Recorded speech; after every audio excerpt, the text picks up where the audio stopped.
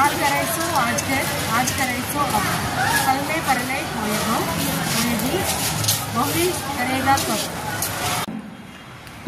రేపు చేయాలనుకున్న పనిని ఈ రోజే చెయ్యి, ఈ రోజు చేయాలనుకున్న పనిని ఇప్పుడే చెయ్యి. ఎందుకంటే తర్వాత నిమిషం ప్రళయం వచ్చేసిందేమో, నువ్వు అనుకున్న పని చేయలేకపోతావన్నా. అందుకని ఒక్క నిమిషం కూడా నువ్వు ఆలస్యం చేయొద్దు.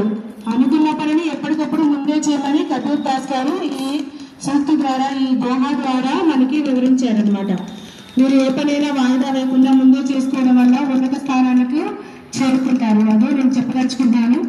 ఇంకా విషయం మధ్యమ రాష్ట్రం మీరు కట్టుకోండి.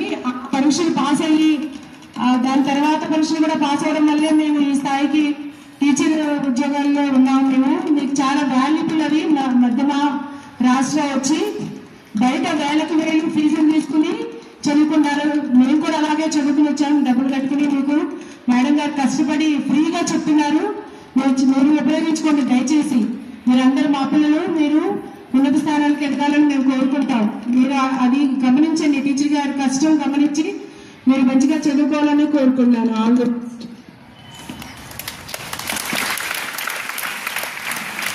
థ్యాంక్ యూ మేడం గారు. మరి ఒకసారి మేడం గారు చెప్పింది విన్నారు కదా, ఆ మంచి మాట చాలా మైండ్లో పెట్టుకోండి. నేను రేపటి నుంచి ఏం చేస్తానంటే, ఇవాళ హిందీ మేడం గారు ఏం చెప్పారో రేపు కొంత ర్యాండమ్గా పైకి చదువుతాను, మైండ్లో పెట్టుకోవాలి. ఈరోజు జీకే ఏం చెప్పారో అడుగుతారు. విన్నారా? కొంతమంది కాన్సన్ట్రేషన్ ఇక్కడ ఉంటుందా, చెప్పేది వింటున్నా, వాళ్ళని నేను ఐడెంటిఫై చేస్తాను, వాళ్ళని పిలుస్తాను. నిన్న హిందీ మేడం గారు ఏం చెప్పారో చెప్పాలి. విన్నారా? రేపు ఇంగ్లీష్ మేడం ఏం చెప్పారో ఎల్లుండి చెప్పాలి. అర్థమైందా? ఎలర్ట్గా ఉండండి క్లాసెస్లో.